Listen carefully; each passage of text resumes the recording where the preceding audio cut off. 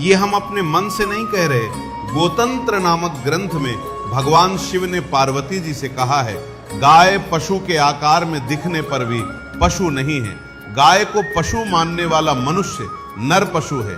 पार्वती जी ने पूछा, भगवान गाय की जब इतनी महिमा है तो गाय सेवा से फिर जो लाभ मिलना चाहिए वह क्यों नहीं होता है?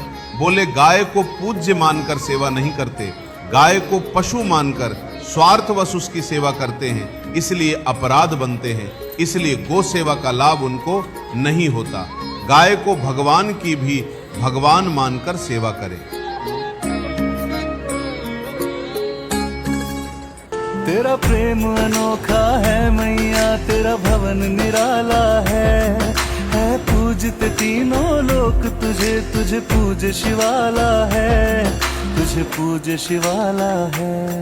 सबसे ऊपर है स्थान तेरा मेरी मैया बे, तेरी कोख से ये संसार रचा मेरी मैया बे। એમ કેતા દેખાડવાનું ન હોય, નહીં દેખાડવાની પાછળનું કાળુભાઈ રીઝન છે કે કદાચ તમે સારું કામ કરો ને સોશિયલ મીડિયા ઉપર ફોટો મૂકો ને તો 5 જણા પ્રેરિત થાય, બીજા કઈ સારું કરે, એનો એક મહત્વ એ થાય છે। નકરું એવું નથી કે દેખાડી દીધું ને આપણે રોલા સોલા નાખી